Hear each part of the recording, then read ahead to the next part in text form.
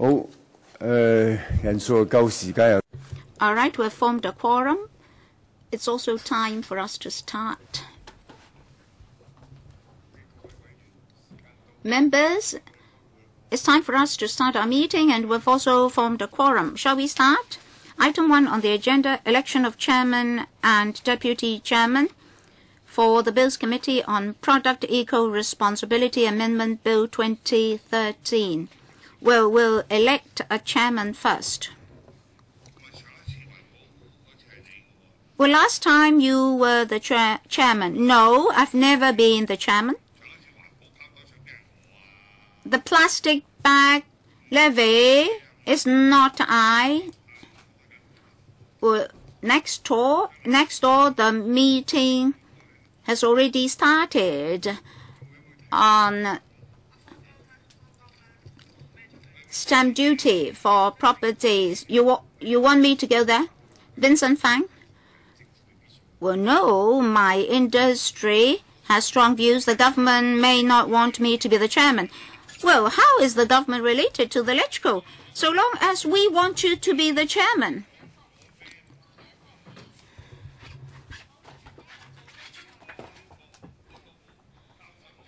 What about Kenneth Chan? I have to leave. What about Lo Wai Kwok?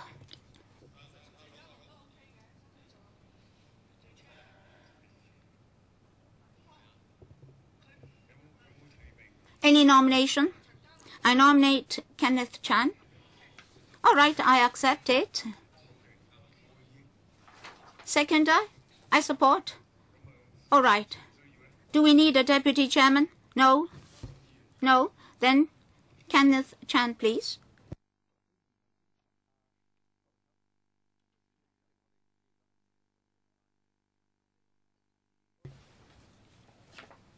Thank you very much.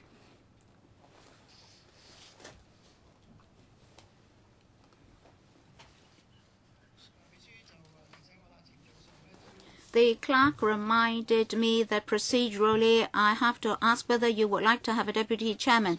You've already stated your stance, but I think we need to ask you, do we need a deputy chairman? All right, handled. Thank you very much. We have to grasp our time well. So we'll invite the government representatives to discuss the issues with us.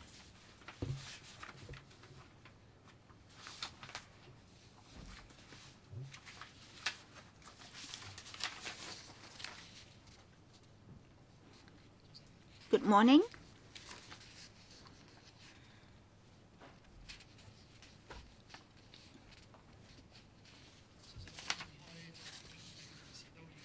Those colleagues who are concerned about environmental protection are familiar with the officials. Mr. Albert Lam, Deputy Director of Environmental Protection. Mr. Samson Lai, Assistant Director of Environmental Protection. Ms. Libera Chang, Senior Administrative Officer from the EPD. Behind them, we have Ms. Selina Lau, Senior Government Counsel, and Mr. Lawrence Pang, Senior Assistant Law Draftsman. Welcome, all of you.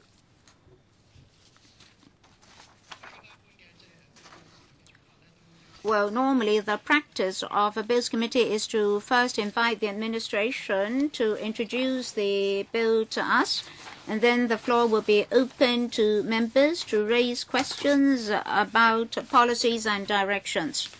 Thank you, Mr. Chairman.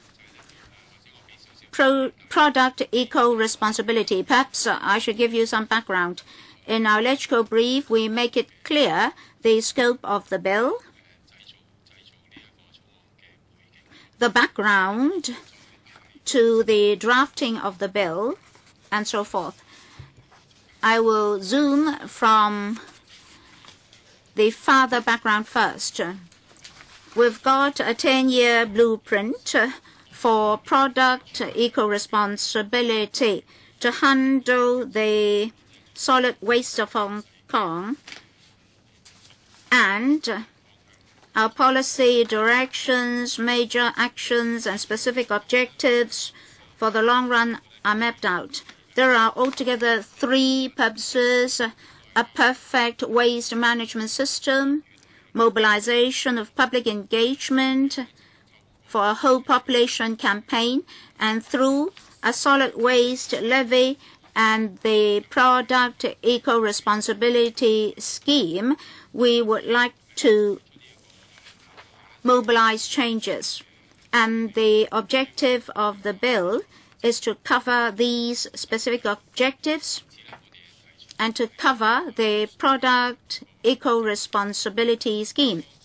And in this bill, we're promoting the plastic shop bags levy, PSB levy scheme, which was launched in 2008, and this is the first PSB levy scheme. Since 2009 till now, Phase 1 has been implemented for a few years' time.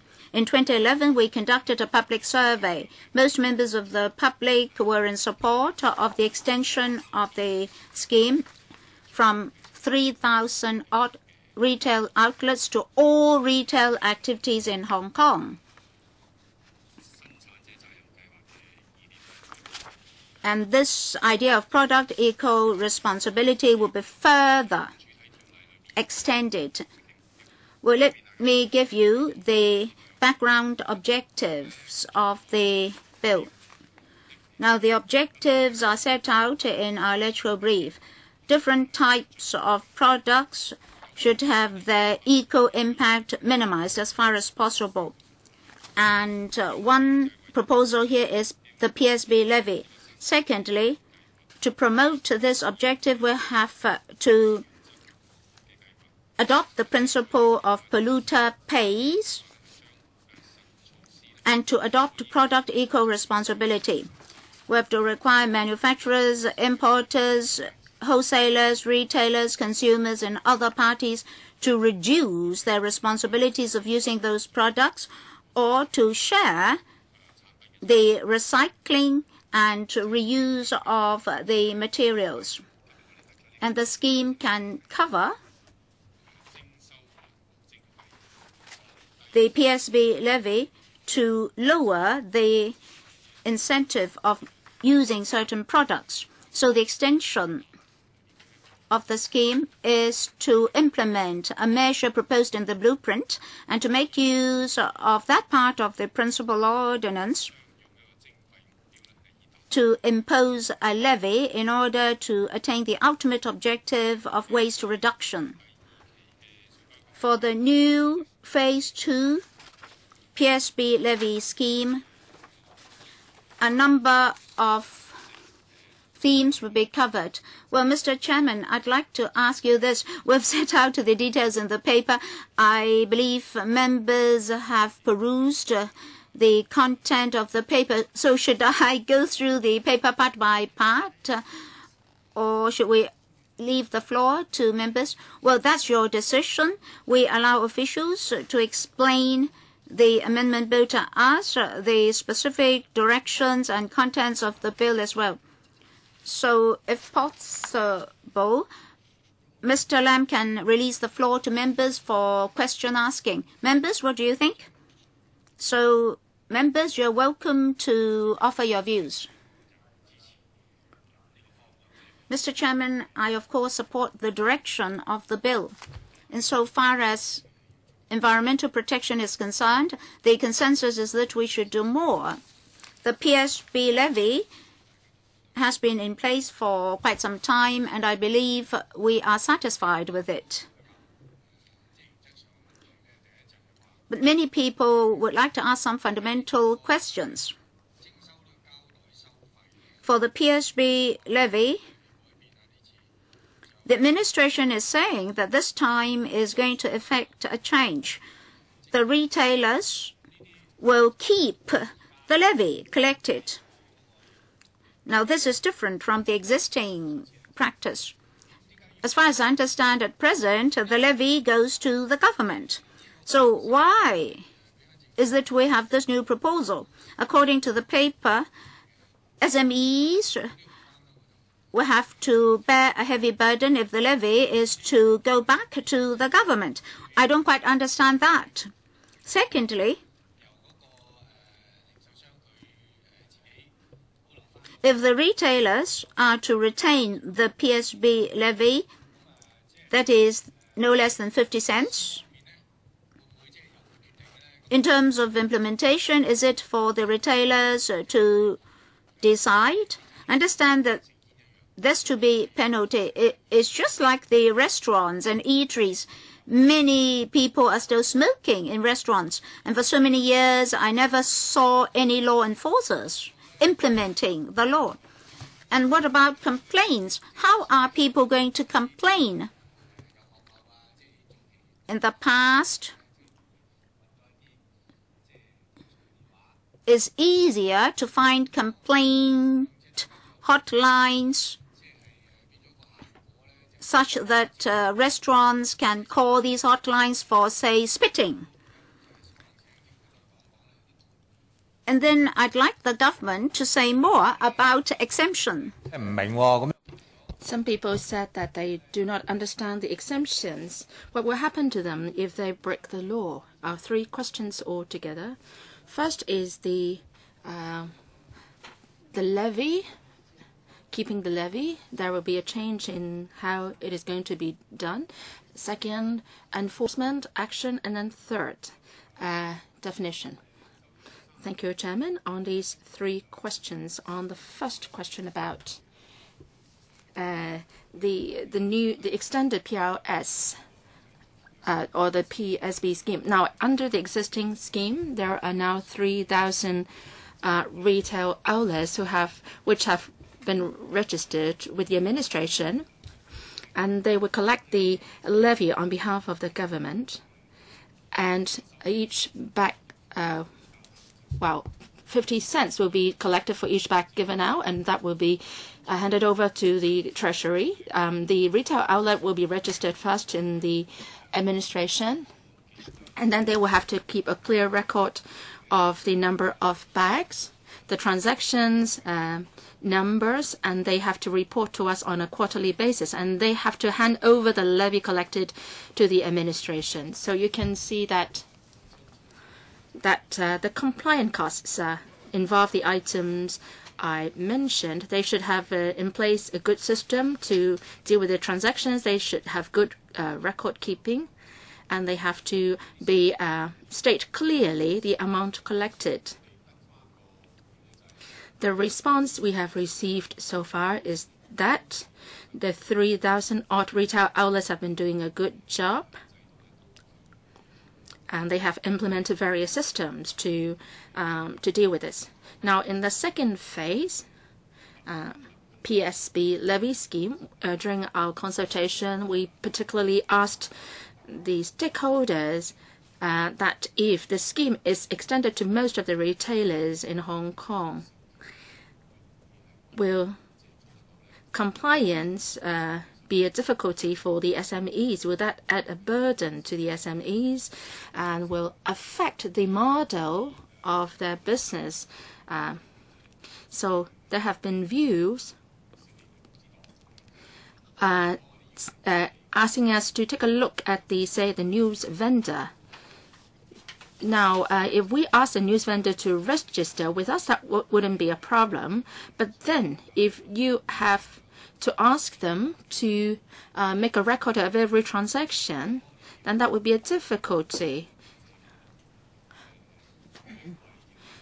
And if they are asked to make quarterly returns, that would be problematic because it changes drastically the way they are operating business now. It is actually impossible for them to do that because every minute there are several dozens transactions are done, and then if you have to ask them to make a record of each and every transaction, then that's a major deviation of their current practice. Now, also in some small and medium-sized retail outlets, they also told us that it's going to create difficulties too. So in the consultation, we learned that if we are to extend the scheme to all retail outlets, imposing a ban across the board or extending the coverage of the scheme, we have to lower the cost, the compliance costs, so that the SMEs would not have to implement the scheme in a difficult manner, or that it would not add too much burden to them. So after the second phase PE, we know that we have to give and take. To most retail outlets, it would be easier if they can keep the levy themselves. The environmental protection impact will also be enhanced if we go about doing it the way we suggested. All right, Mr. Wu Chi-wai and Wang Ting-kwong will be the next ones to speak. All right, Mr. Tony Che, your follow-up question, please. In any system, it would be good if there is not too much nuisance created in the implementation. Of course, I understand what you said. Well, it all depends on how detailed you want the records to be. I think the news vendors have to make tax declarations. If you find it's too cumbersome, you might as well not to ask them to make tax returns. Now, I understand the industry's concerns, and we want to know why that remittance regime is possible for the large retailers and not the small ones. Well, many people are concerned about this change in the remittance scheme. The administration's proposal is controversial, and the major retail outlets will be allowed to retain their levy. Then people will question you, are you trying to give benefits to the large retailers? Of course, we understand that the SMEs will have to bear a heavier burden if they are to remit the levy. But then please consider this point again. Now, we are at the preliminary stage of scrutinizing the bill, and the issues that we raised are very important. All right, Mr. Lam, can you talk about the issues on enforcement and complaints? Enforcement, law enforcement. An EPD official will take charge of the enforcement actions. Under the amendment bill, it is targeted at the retailers, and upon receipt of complaints, we will investigate and we will collect evidence. Now, as for monitoring, actually a number of bodies have told us that they will help us in supervising these retailers. But afterwards, it is the EPD staff who will be in charge of enforcement actions. All right, the third one is on exemption. Exemption. In the last scheme, or the first phase, exemption was given to flat-top bags. And in the first phase, only bags with handles are covered. So the flat-top bags are really designed for holding fresh foods. But in the first, well, that's the situation in the first phase. But there has been still some abuse. Flat-top bags are used to hold food or non-food, and even food which don't need extra bags to be held. So in the public consultation, we raised two issues. Do we use the reason of food hygiene to give an exemption? Now, if we can have clearer provisions on food hygiene exemptions, should we cover flat-top bags in the scheme? So there have been views that there should be exemption for food hygiene reasons, and then there is this consensus that flat-top bags should not be exempted if they are not used for holding fresh food. Actually, there has been much discussion on exemption for food hygiene reasons. We have cited the example of the practice in Scotland for members' reference. In Scotland, fresh food or cooked foods the way these foods is sold is different from how we're doing it in the wet market or using meal boxes. So the public opinion's view is that we should not adopt the model from Scotland. And we have received two types of views. We want to be doing it in a thorough way. So we hope that through the amendment, more people can encourage to bring their own shopping bags. Secondly, for foodstuffs, they are packed in different ways, catering to different people's needs. If we are doing or adopting a very stringent approach, that may not be acceptable to the public. So we have to strike a balance. So in the 2011 consultation, we made a conclusion, and then we made this policy direction. Now, if the food have been properly packaged and it is not exposed to the environment, so for buying these types of food, people should bring their own bags. They should not take an extra plastic bag. So this should be able to deal with the concerns on the meal boxes and shopping in the wet market. So actually, we have written that point down in the legal provisions, and that has already been included in the amendment bill. Now, after the Gazette of the amendment bill, we have already kick-started our public education efforts. Well, people may say that it's quite difficult to achieve this policy incentive. In any case, first, we would encourage people to bring their own shopping bags. And second, if there are really concerns on food hygiene, I think that should be dealt with in the amendment bill. Well, there are different types of buying habits among people in Hong Kong. We hope that the amendment bill would encourage people to bring their own shopping bags. Next is Mr. Wu Chi-wai. In 2009, the first phase has been implemented, and it covers the chain operators. Do you have information on retailers not covered under the first phase? What's their number and their percentage in the number of retailers? If all retailers of various types are covered, what is the impact, and how would that be different from the impact to be created by your proposal? I think the changing people's habit is quite difficult. And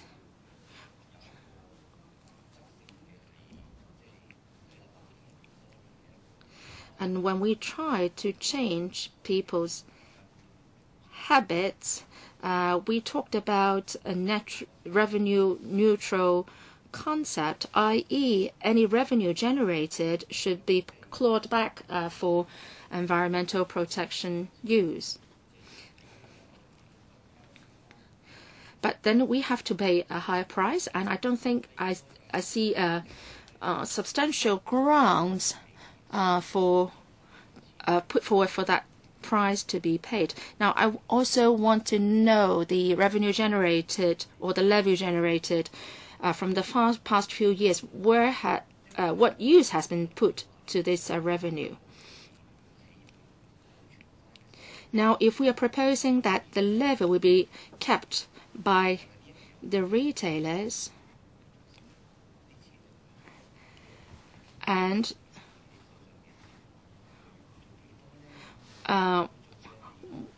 what can we expect the retailers to do as far as environmental protection work is concerned? Because we are receiving less revenue and we will be spending less on that front. This is something that we want to find out.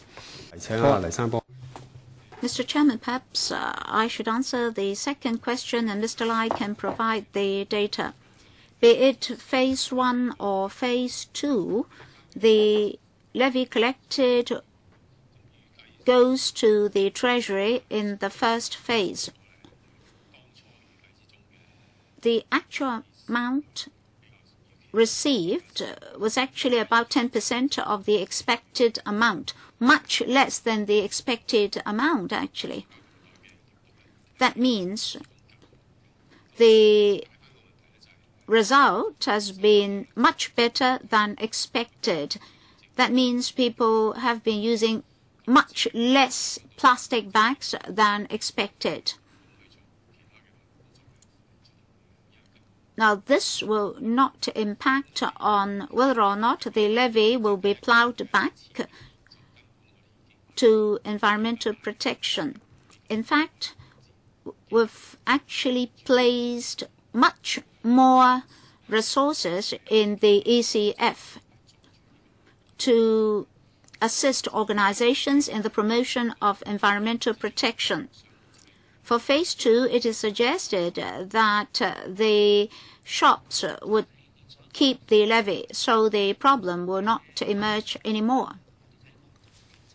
Mr. Chairman, we studied different surveys as to what's meant by SMEs and what's meant by chain stores. There's no definite definition. We refer to a number of documents from the Census and Statistics Department, which told us that there are around 60,000 retail outlets for major chain stores, etc. There are around 3,000, that is 4 to 5% of the 60,000 odd shops. Over 90% of the 60,000 odd shops are SMEs. During the first phase, we studied how we should proceed with phase 2. We considered whether or not we should do it industry by industry, and to start with chain stores and later extend the scheme to other industries. Now, our supermarkets are chain stores. The next step may be fashion shops and then bookstores, etc., etc. In Hong Kong, we have 60,000 odd retail outlets, and over 90% of them are SMEs. So if we do it industry by industry, the pace will be very slow, because every time we can only handle 100 to 200 enterprises. So the scheme will appear to be extending, but since most enterprises are SMEs, the impact and effect won't be very marked. We've observed that the awareness of members of the public has been much enhanced. So we believe that it is possible to adopt a comprehensive approach in the next phase. Most of our enterprises are SMEs, and public aspiration is that the scheme should be extended as quickly as possible. For SMEs, can we just let the retailers keep the levy? In a survey, over 50% of the interviewees could support the idea. And some interviewees had reservations and views about allowing the shops to keep the levy. According to the survey results, 90% of the interviewees told us that they would bring their own shopping bags. If the 50 cents is to be retained by the enterprises, it will serve as an even greater incentive for the public. So it seems that the proposal now complies with the survey results. Well, Mr. Chairman, I understand that that's public opinion. Otherwise, they won't be introducing this amendment bill to us. Still, I'd like them to provide us with some information. Let me cite an example in my daily living. Well, you see, when I go to buy bread, every time I am given a bag, even though I am to say that I don't need one. And most bakeries are chain stores. Of course, you can define the type of bags. I agree to your proposal about flat-top bags. Should the practice be extended to cover all SMEs? Very obviously, some SMEs, well, perhaps I should put it this way. To use the words of the director, many enterprises are chain stores in my eyes. It's just that they're not covered in your definition. But you're adopting a broad brush approach. You mentioned 3,000 odd, and then you also said that 90% of the 60,000 enterprises are SMEs. I would like you to give me more information. There is a difficulty here. Let me point out that you rely solely on public notification. You may conduct investigations, of course, but I'm worried that you'll not be able to arrest anybody in your investigation. And for SMEs, for individual shops, there are a lot of so-called sentimental and compassionate aspects to consider. Say, for a small shop on the ground floor, it may have difficulty in refusing to give a customer a bag. So when we talk about SMEs, you have to consider personal relationships, sentiments, compassion, etc. Well, SMEs have to operate their businesses. They have to face Kaifongs who are very familiar with them. So they may find it difficult to refuse to offer a bag. They may also worry that they may receive a summons from the government if they do so. So even if chain stores of other industries are to be covered, you may not be able to resolve the whole problem. Well, the questions are clear. The government should do something. You should clarify the definition. How are you going to define the enterprises? What about Kaifong business? Next, Mr. Wong Teng Kwong, and then Mr. Lo Wai Kwok. Thank you, Mr. Chairman. Well, for this issue of environmental protection, if we stand on high moral grounds, there's no reason for us not to support it. However, I'd like the administration to effect a breakthrough from past practices. Number one, be it the first phase or the second phase, you have been neither here nor there in your policies. Be it legislation in the first phase or in the second phase, have you ever considered legislation and law enforcement? Well, let me not dwell on the loopholes of the first phase. What about the second phase? Environmental protection is our objective and purpose, right? Or are you aiming at monitoring or regulating through administrative measures? I don't think you should confine your effort to the retail industry. I think you should act on the importers. Well, when I'm saying this, I'm actually in conflict with the interest of my constituency. When it comes to environmental protection, the most effective approach is to act on the importers. In fact, in Hong Kong, we are almost at a level of zero production for plastic bags. Most plastic bags are imported.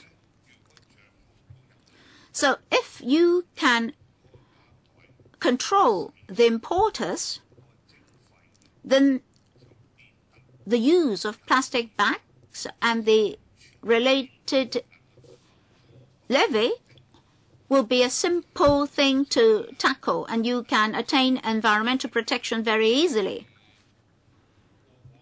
As our colleague said just now, you have to take care of the SMEs, emotions, sentiments, compassion, etc. Well, plastic bags represent cost. A levy has already been imposed at the time of importation. It's just like when you buy a packet of cigarettes, tax has already been imposed. $50 per packet. Well, if you have the money, by all means buy it. It's just like plastic bags. If you want plastic bags, pay for them. Be it the first phase or the second phase, there are loopholes in terms of levy collection. Besides, there's unfairness. And all the measures are frivolous and trivial. Well, very simple. If you go to Wing On, you are charged a levy on level 3, on level 2, but not on level 3. Have you ever observed that people obtain bags, plastic bags on levels 2 and 3 and then go down to the basement, that is the supermarket, to shop? Well, flat top bags, bags with handles, well, the only difference between them is that there are holes, 2 holes on the latter. Have you ever visited a factory to see how bags are produced? Are you saying that flat top bags will not pollute the environment? Are you saying that just by putting 2 holes on a bag, you'll be polluting the environment? So be it big bags, small bags, flat top bags, bags with handles or whatnot, so long as they damage our environment, we have to enforce the law and protect our environment. And a levy should be imposed. When it comes to levy, I'm really agitated. There's no reason for the levy to go to the Treasury. The levy should be used for environmental protection. Products that damage our environment, if a levy is to be imposed on them, the levy should be plowed back to environmental protection. The objective of this levy is to protect the environment. Our objective is not to increase the revenue of the Treasury. The government does not need those money for paying salaries and wages. So, this levy should be used for environmental protection. If a person asks for a plastic bag, he's affecting the environment, so he has to pay a price. And the money collected will be used for environmental protection. That's reasonable and rational. Our laws have to be reasonable and rational as well. When you legislate, you have to consider enforcement at the same time.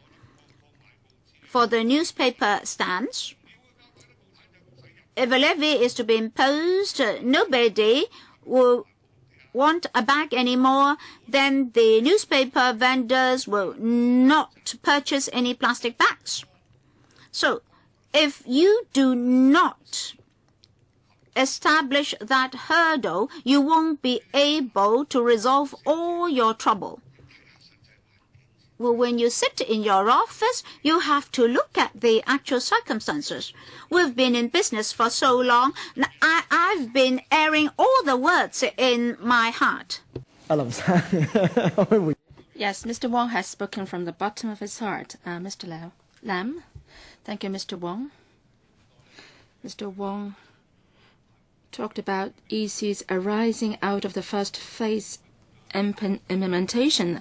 And those issues are quite expected. We implement the scheme in phases, and if we are not doing it comprehensively in the first phase, we expected all these problems. Now, about designating the use of the levy for special purpose, and well, there won't be such a problem in the second phase because the levy is going to be kept by the retailers themselves. Now, for the issue of flat top bags, that won't again be a problem in the second phase because under the amendment bill, these flat top bags are covered, and also the not so environmentally friendly bags, or the non-woven bags. Well, there will be difficulties in law enforcement, and Mr. Wong has mentioned some examples. But then the PERO is aimed at changing people's habits.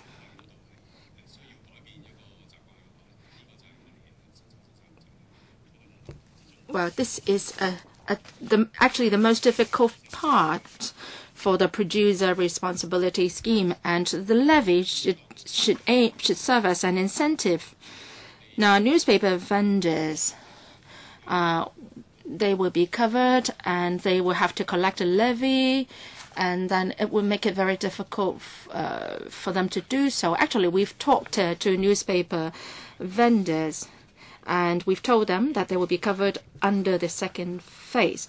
And the message to drive to them is that they should refrain from distributing PSBs. And we told them that administratively they don't have to do anything.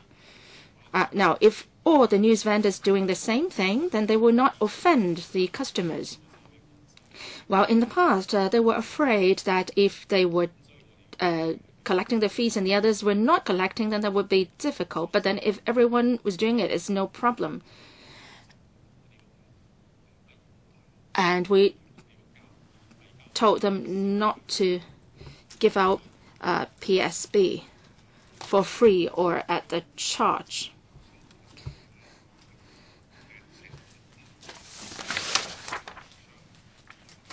Well, what Mr. Albert said is self-conflicting.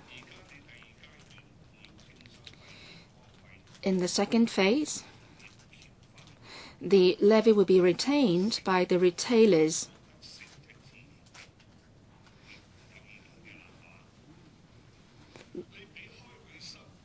Now, if in the second phase they are allowed to keep the levy, but then in the third phase, the administration is asking them to remit the levy, then that is going to create a lot of problems. I think the third phase will follow the second phase. Isn't that the case? If the second phase doesn't prove effective, the government is bound to implement the third phase. So what is going to happen in the third phase?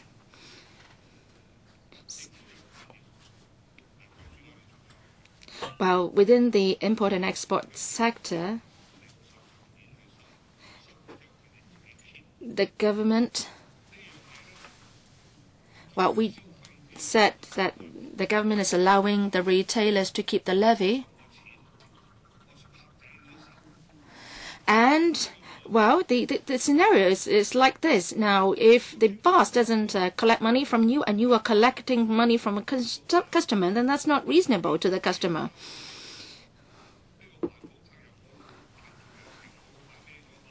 Then if the government or the boss is collecting the levy, then the boss is bearing the responsibility. Then for an old-time customer, then he would challenge whether the retailer should collect the fee. Now, if the levy is collected at the importer's level, then it will be easier for the retailers to collect the levy from the customer. It will be easier for the customer to understand that it is actually the levy is collected at the importer's level. So my suggestion is if you want to do it, it's better that you do it thoroughly. And that's the second phase will present the final decision of the government, and then there will not be a third phase, and in which the government will revert to its earlier stand.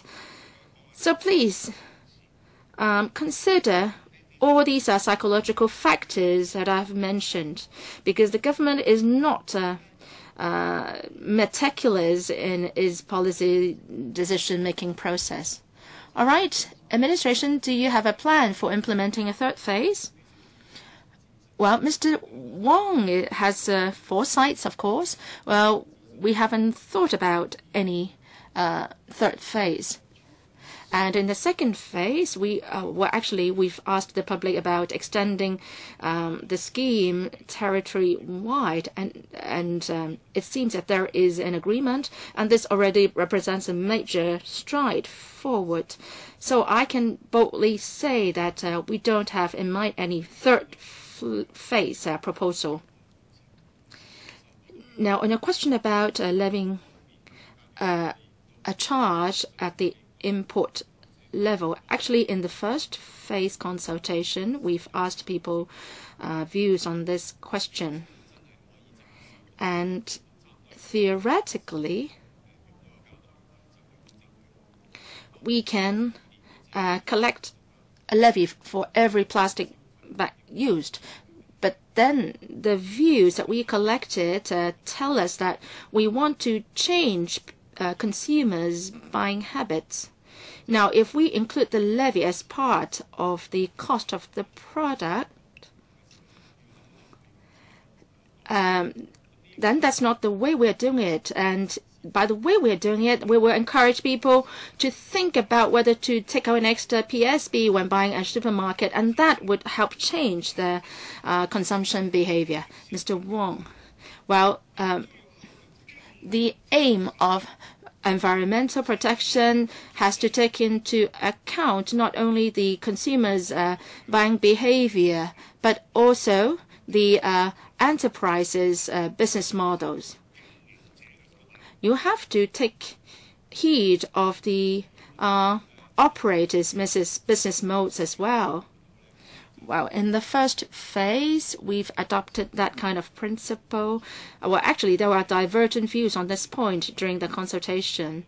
Now, Mr. Wong mentioned about collecting a levy at the import level. Actually, we have not turned a deaf ear to this kind of opinion. Actually,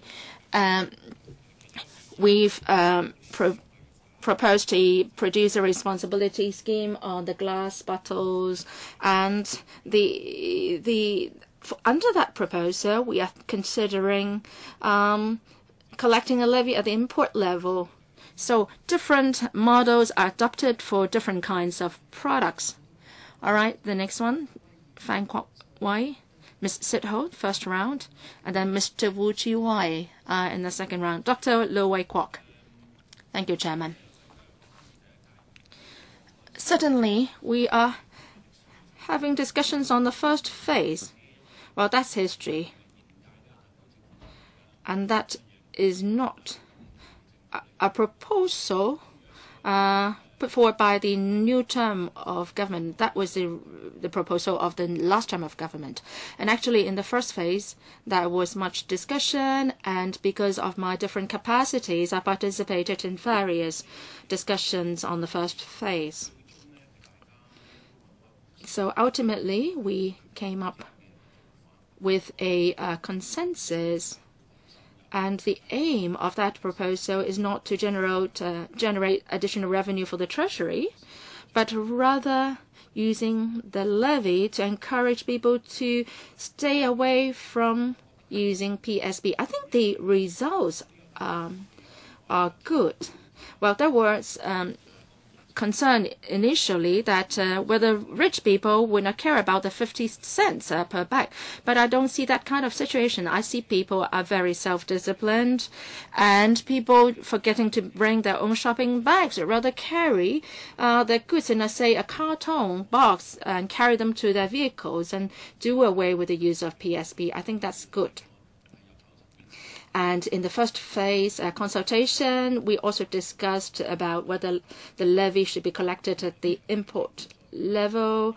But I don't think that's the right approach as agreed, because we're just increasing the costs of the supermarkets, and that won't trigger a change in people's buying habits. So I think initiating a change in people's buying behavior is of utmost importance. I think we have achieved that. Now, in the current phase or the second phase, well, Mr. Wong was worried whether the government would revert to a remittance regime in the third phase, and then the small retailers have to do all sorts of record keeping and so on. So can the government be very categorical on that point? I.e. that the retailers are allowed to keep their approach, and that the government won't in the future revert on its stance on that point. Can you be categorical, administration? Yes. So the retention approach has been will be expanded to all retailers. That's our proposal. Well, I don't know whether you will be the official in charge of the program in the future. So if you are going to revert to the approach in the first phase, then I would have strong objection. Now, why we adopted the remittance regime in the first phase?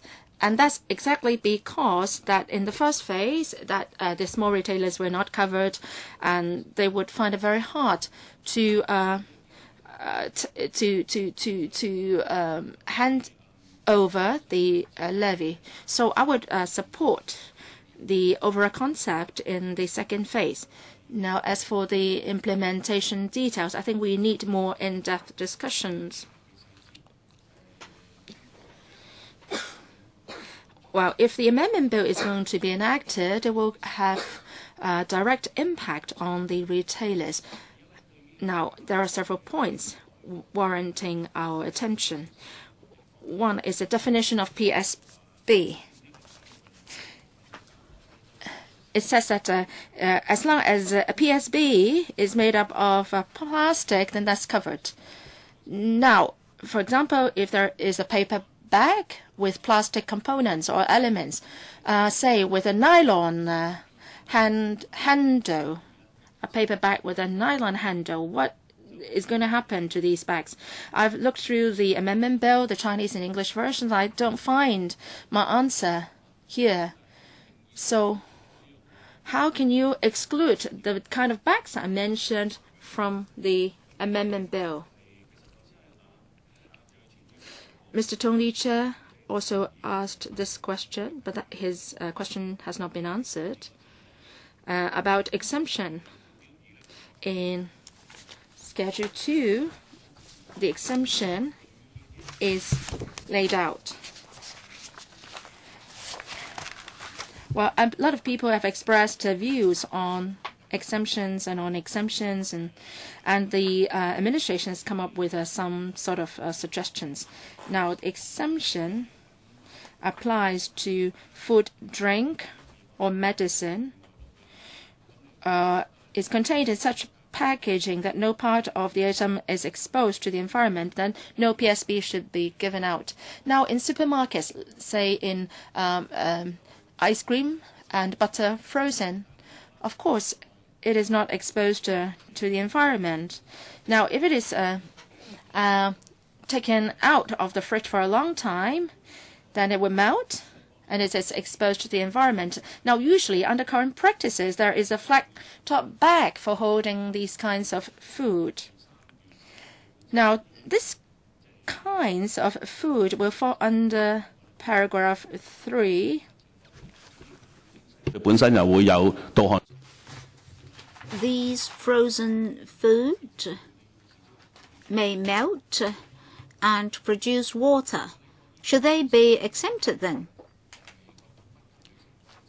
You can support such discussions on all possible scenarios. Then you can consider the expressions used in the bill. Can you produce a paper on that? We don't want to omit anything, otherwise we may be scolded in future. Well, thank you, Mr. Lo Wai Kwok, for your good suggestion. I was about to raise that. As Mr. Lo said, shopping practices are very much diversified in Hong Kong. As Mr. Lo said, we are to ask those questions anyway. We'll ask about details, what will be exempted, what will not, what about dripping water, etc., etc. When we legislate, we would like to minimize the misunderstanding on the part of the purchasers and sellers. I understand that the government is to do public education. So, since you're going to do that anyway, please produce systematic information for us. Well, Mr. Chairman, that's a major aspect of the bill. Publicity and education are also major aspects to this bill. Consumers need to know what items will be exempted and what not. That's also part of consumer education. So we'll produce a paper such that members understand the proposed arrangements. Well, when we receive the government's paper, members can offer more detailed views. On Mr. Lo's detailed questions, we can offer explanation and don't need to wait till clause-by-clause scrutiny. We can clarify the meaning of provisions and how the bill will be enforced. Now, that's law enforcement. And this causes me to think about the restriction on baby formula. We thought at first that the definition would be simple. Eventually, we discovered that the definition could not overcome challenges. So we would like to have detailed answers from the administration or even counter proposals after listening to members' questions today. That's very important. As for exemption, I'd like to thank the chairman for sharing my views.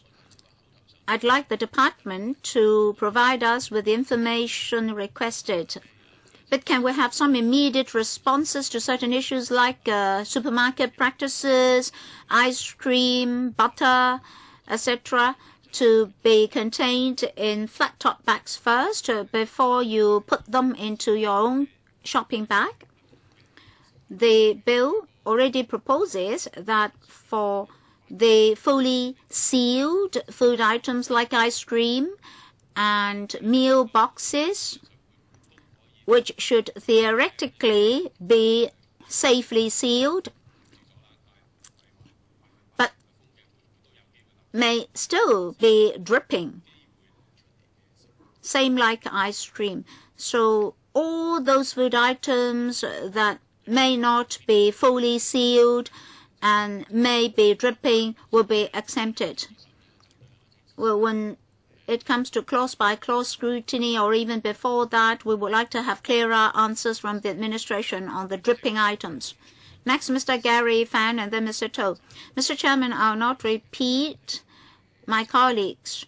In October 2009, practices related to solid waste disposal were implemented.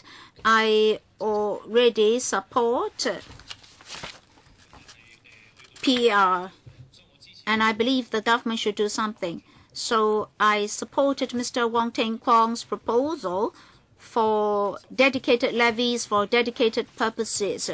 But then the first phase of this scheme is different. We would like to change public habits by way of incentives. Just now, Mr. Lai said that they had conducted an opinion poll and discovered that members of the public support the proposal. I'm not convinced. How's the levy to be retained by the SMEs or channeled to the treasury? it makes no difference to the SMEs when it is not the government but the business operators who is to collect the levy. We're worried that more plastic bags may be used because the operators may want to facilitate consumers. They may also want to attract more customers to buy their products by providing plastic bags. So I have great reservations. From the viewpoint of the government or from the experience of Europe, the levy should be decreasing gradually. If the levy is to be collected by the government, there will be an indicator to show that the levy is diminishing. So if the government is not to collect the levy, it will be more difficult to find such an indicator. Can Mr. Lai care to answer this? Who will answer this, Mr. Lai? Mr. Chairman, just now when I introduced the public consultation, I mentioned a number of factors to be considered. Number one, most of our enterprises are SMEs. Under the existing practice, there are practical difficulties in channeling the levy to the Treasury. Besides, the government wants to extend the PSB levy scheme. Should we adopt a small-scale approach, that is to target chain stores only, or should we do it as we did in phase 1, that is to cover SMEs, whereby creating operational difficulties for the SMEs? So during the consultation exercise, a middle-of-the-way approach was suggested. That's actually practiced in Taiwan. That is for small operators to keep the levy. Then the economic incentives will continue to exist.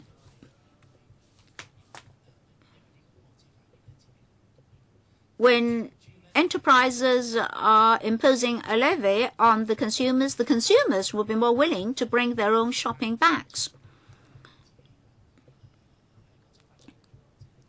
If the government is to keep the levy, the compliance burden on the SMEs will grow. Public education is important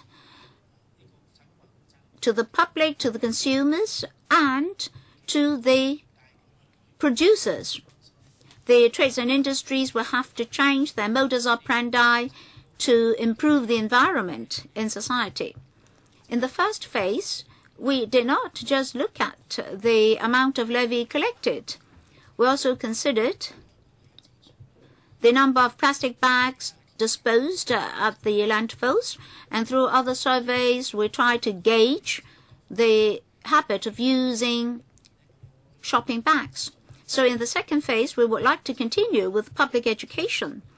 And if the culture of bringing your own shopping bags is to continue, the scheme will be effective. I'd like to follow up on that. Members would like to see the effectiveness and performance resulting from implementation. I think that's Mr. Fan's concern. So the government should reconsider the proposal. The amount of levy collected and the number of plastic bags dumped at landfills were used as indicators. In future, one of these two indicators will vanish. That is the levy. So can the government convince us more effectively that the second phase as proposed will be better than the first phase? Because in future we won't be able to gauge the amount of levy collected. So please go back and consider this. Ms. Sito, Mr. Chairman, the government said that it would like to use the levy to change people's habits. Well, 50 cents is very little. So it will just be a soft reminder. If a person needs a bag, no matter how expensive the bag is, he will still use it. Of course, you would like to use this soft reminder to reduce the number of plastic bags used. That's good. But I have to ask the government this. You now propose that the retail outlets should keep the levy, the PSB levy. You propose here that the enterprises will have to keep a record according to Clause 7 of the bill, right? Mr. Chairman, I think all of us support the major direction, but in terms of law enforcement and statutory responsibilities, we would like to make sure that the whole process is smooth. Now, under Clause 7, you have obtaining information, power to inspect, production of records for law enforcement, etc., etc. Display of certificates, etc., have been deleted. I'd like to have an explanation from the legal advisor. We don't just need to look at the new provisions.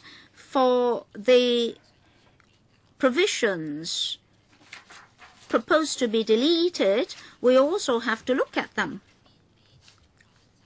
so as to make sure we understand. So, what provisions will be deleted? Now, apart from the continued imposition of 50 cents of levy, how much more will be done to remind the retailers? This time, if we are to relax the provisions on the retailers, in future, if the consumers ask for plastic bags, how can we make sure that the retailers will try to reduce the number of plastic bags, and how can the government effectively inspect the records? And when it comes to PER, we should not confine ourselves to plastic bags or flat-top bags. We can see that many retail outlets are still using plastic bags or very beautiful paper bags coated with plastic. For those thick paper bags coated with plastic, how is the government going to handle them? And how are you going to handle excessive packaging and the materials involved? And for the new Clause 28, well, just a moment, is 28N. New 28N.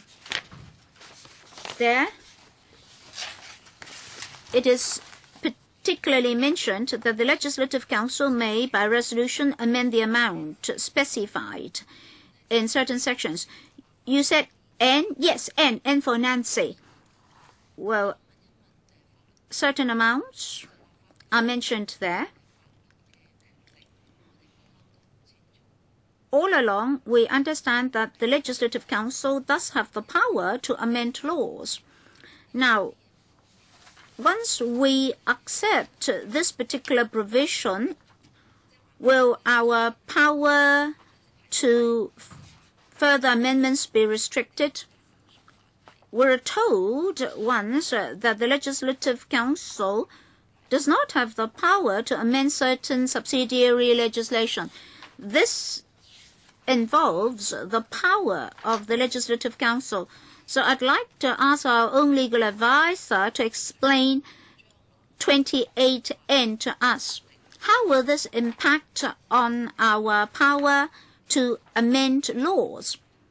Now, Sections 28A bracket 2 and 3 other provisions are mentioned here. Is it that in future the executive can, by way of administrative instructions, make amendments to the provisions? So we have to look at the whole ecosystem.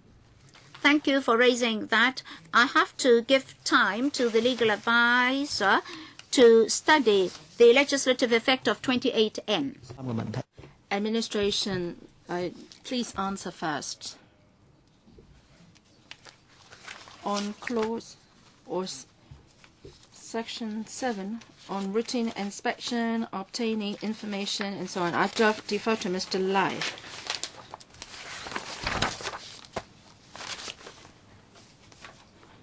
And Ms. Sito also mentioned about beautiful bags with plastic lamination and so on. And actually, we've made revisions in the definitions of the PSB, and that is different from phase 1. Now, no matter whether it is called a plastic bag, paper bag, or eco bags and so on, if it contains a plastic component or element, then that is defined as PSB for amendment bill. I'll defer to Mr. Lai to talk about section 7. This is PERO is a framework ordinance, and it doesn't deal only with PSB. So in the first pass, there are provisions which are applicable to other types of products. We are also proposing to legislate on waste electronic and electrical products, so that would also come under this PERO. So for some of the clauses here, they are applicable to other products as well. They are general provisions as such. So section 7 is a general part, and if there is a need to obtain information, our authorized officers can obtain such information. Now, in the first phase, we asked the retailers to keep certain records, and that is being enforced through section 7. Now, in the second phase, we would do away with the record-keeping requirement, and in that would be given effect to clause 17. And that clause 17 says that the section 3, subdivision 3, will be done away with. And that covers quarterly returns, record keeping, and so on. So in the second phase, that is not a requirement. So if we look at the two sections together, we would not be using section 7 to ask the retailers to keep records and to provide information. So members, you don't have to worry. So change of the behavior is needed not only on the part of the consumers, but also the retailers. If retailers are not required to keep records, how are you going to enforce the law? Are you trying to do undercover operations and issue the fixed penalty tickets when people are found breaching the law? Well, the first and foremost effort is public education among the public and the retailers, and not to give out excessive PSBs. Now, in law enforcement, we will make inspections and we will take action upon complaints. In the past, retailers are required to keep records, and that's mainly for checking the amount to be collected from the retailers. But that will be done away with in the second phase. So the requirement on record keeping will be cancelled. So, Chairman, can the administration confirm that apart from catching the lawbreakers on site, there is no other way you can check whether the retailers are complying or not? And actually, that has to do with the questions raised by Mr. Gary Fan and myself. And that is how you can ensure that the scheme is effective. Ms. Sitho's question is very good. it seems that you are trying to enforce the law through random checks or inspections, or through undercover operations. Of course, you can also rely on complaints by customers who may tell you that the retailers are not charging for a PSB given out. All right, administration, please think about this and give me an answer maybe next time. Well, Chairman, I know that the trade had strong objection on record keeping. Now they've put in a lot of efforts, and they put in systems on record keeping. The system has been implemented smoothly, and now you are just proposing to do away with the system. Now we are very concerned how you can make sure that the law is enforced effectively. Well, we've been implementing the record system smoothly for a number of years, and without such a system, would people start giving out PSB again? So Mr. Lam or the D of J, can you respond to Ms. Sit-Ho's question on Section 28N? Well, legal advisor, please. Well, I'll try to tackle it this way. 28N. Well, that has to do with the amount to be fined by the court.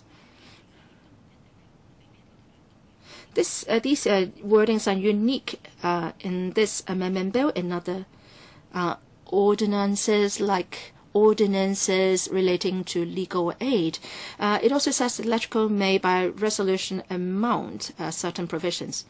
So, looking at this blueprint bill, my view is this. It sets clearly here that the LegCo may, by resolution, amend the amount as mentioned in the previous sections. And that covers only this ordinance and will not affect other ordinances. Now, for other ordinances, other provisions may be written, and likewise, they will not affect the 28N in our bill. If members want more information, I can supplement later. Well, Chairman, I would like to thank the legal advisor for her opinions. Now, by resolution,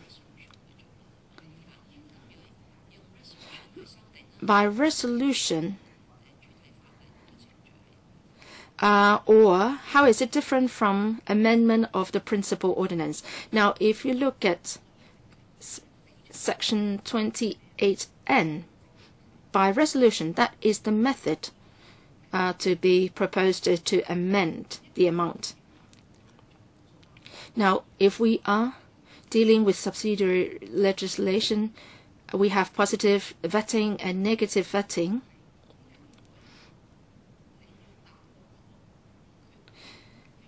And this shows or states that you have to make an amendment.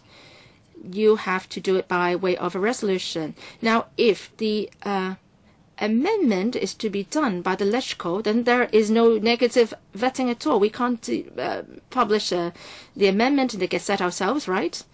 All right. The word by resolution is really a mechanism. Well, Ms.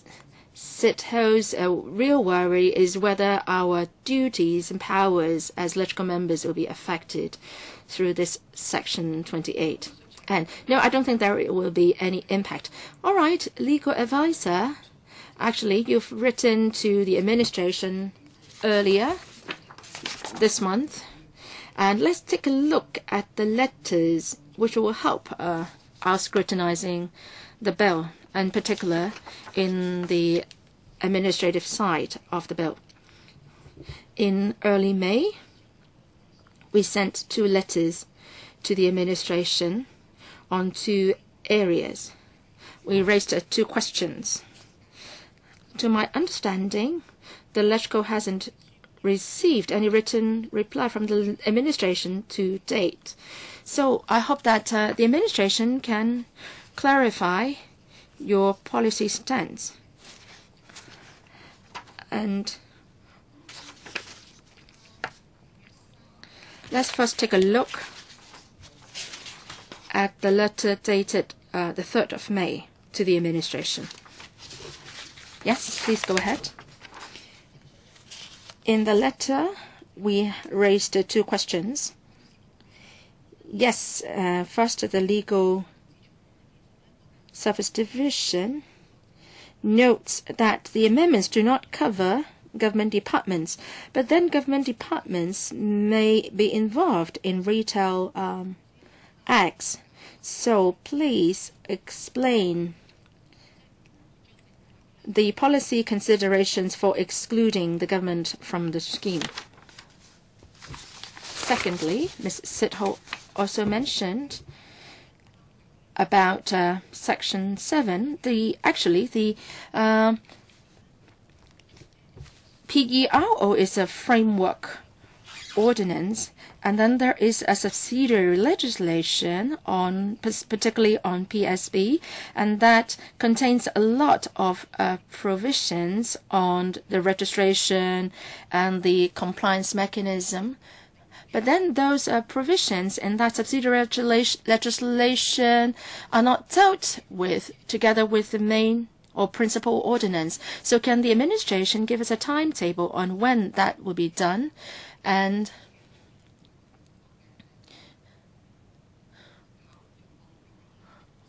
have they actually been doing work on that front?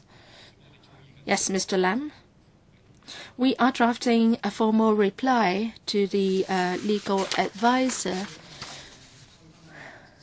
So would that be provided to them before the next meeting? Well, please do give them some time to consider it. Well, please do it ASAP.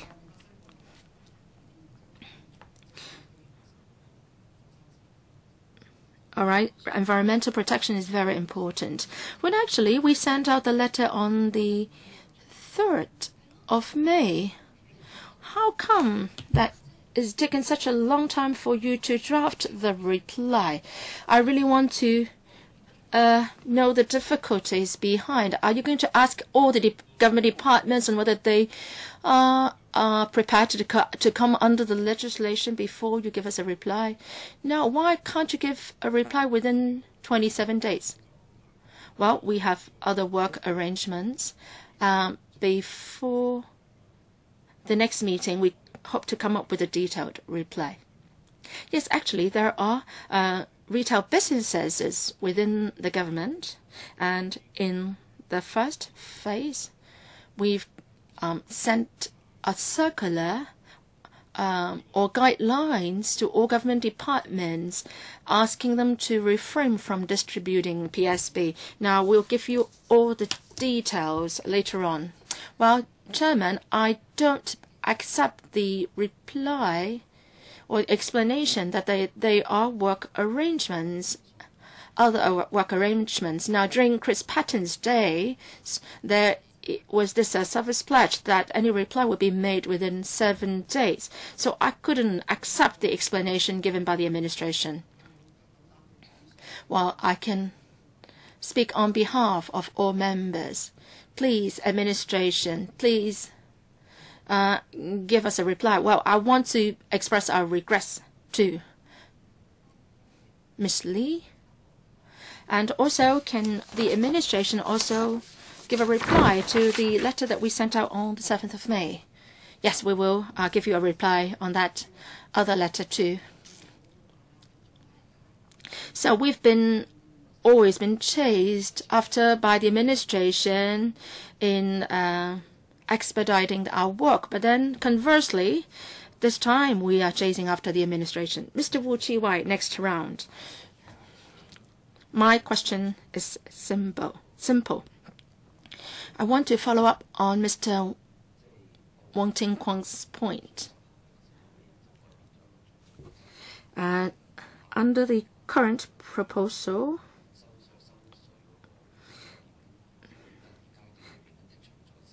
there is no principle on collecting the levy for designated purpose. I agree with colleagues' views. We have this worry that in the first phase, we are collecting the levy, and this is something acceptable by the public. But in the second phase, we've given up on this concept. Mr. Lam just mentioned that there are different approaches for collecting levy on different products. But then the scheme that we've been using is implemented smoothly, and then we might bump into other difficulties if we are going to give up on that scheme.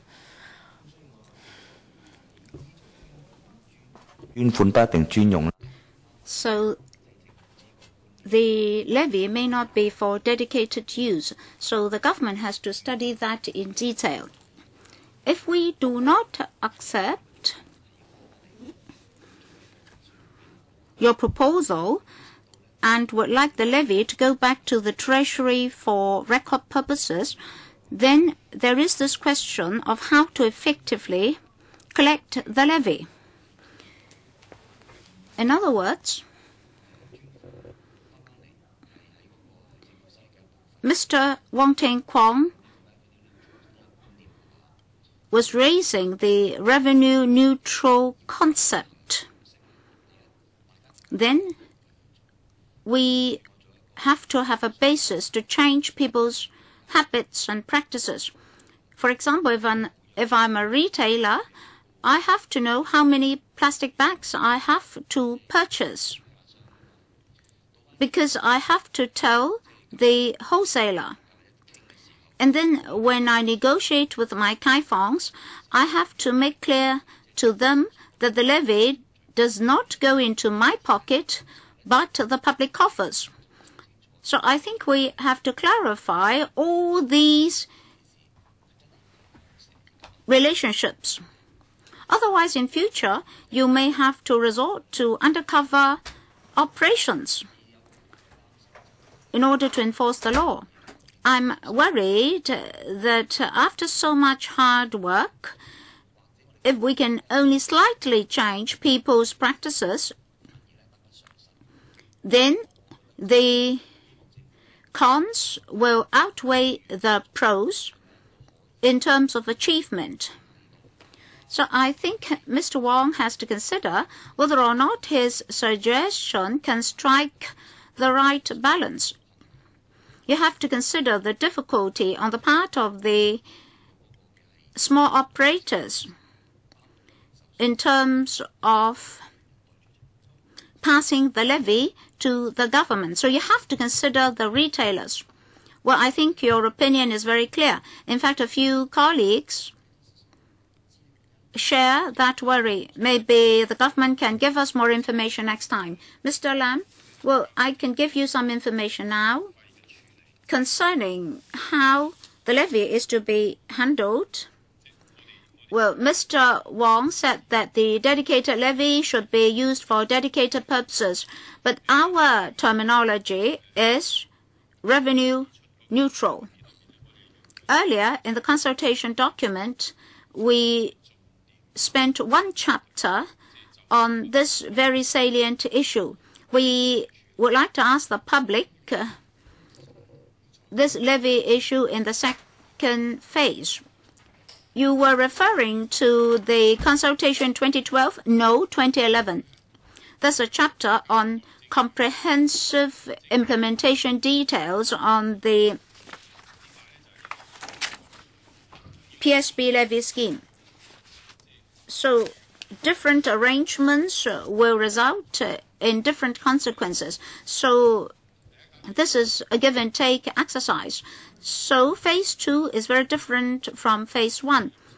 If the operators are to keep the levy instead of passing it to the government, we have to give and take. The result of the consultation exercise was that the enterprises should keep the levy. According to our analysis, if we are to extend the PER to other retailers, a heavy burden will be created on certain enterprises, in particular the SMEs. The levy is not to increase government revenue, but to minimize the use of plastic bags. So whether or not the government should be supported in legislating for mandatory collection of levy by retailers, and mainland and Taiwan practices should be adopted, that is not to pass the levy to the government. We received a very clear message from the consultation exercise, and that message is now reflected in the amendment bill. So there are bound to be pros and cons. The government is collecting the levy, and in future the retailers will no longer have to pass the levy to the government. There was quite a heated debate on the issue. Ms. Chen Yunhan, you would like to look back at history? Oh, Ms. Sito, sorry, instead of Ms. Chen Yunhan, Ms. Sito. Well, we'll look ahead. Well, the levy could actually be passed to the intermediaries for recycling and reuse. So if the government is to adopt that logic, then that logic can be implemented in the future recycling and reuse of wastes. Well, we haven't come to that yet. Any more members who would like to speak? The clerk reminds us several things. Number 1, do we need a public consultation? That is, do we need a public hearing? I understand that most colleagues would like to have such a hearing to help us in our scrutiny work. Well, look at the time slots proposed. 18th of June, Tuesday, from 9 a.m. to 12:45 p.m. That is to have a meeting with the deputations. If that is possible, then our next regular meeting will be held on the 9th of July at 10:45 a.m. So please take note of that. 18th of June, the whole morning for a public hearing, and then on the 9th of July, we'll have another meeting with the administration and we'll proceed to our scrutiny work. The 18th of June, Tuesday, from 9 a.m. to 12:45 p.m. If you would like to invite any deputation or individual to come, please inform the Secretariat, and invitations would be sent. Ms. Sito, Mr. Chairman, we'll have our last council meeting on the 18th of July. So we can convene 1 or 2 more meetings on clause-by-clause scrutiny. If possible, we can proceed as soon as possible, and the administration should draft the subsidiary legislation as well. So I'd like to proceed as quickly as possible. What does the government think? Well, Mr. Chairman, we share the views of Mr. To. When this piece of legislation is implemented, our publicity and education programs can be launched immediately, and we can, in a straightforward manner, tell the public what will be exempted and what will not. Well, it just depends on members. The government has to come back to tell us if the levy is not to be passed to the Treasury, what approach will be adopted to monitor the number of plastic bags used. I think 3 or 4 members, including myself, have asked that question. Is this the final package, final proposal? Any room for improvement? The government has to convince us that this proposal will be effective. So next time they have to come back to us. If we're not satisfied, we can continue to discuss with them. Well, we have to monitor the number of plastic bags used. Any other business? If not, meeting adjourned. Thank you very much. Thank you, government representatives.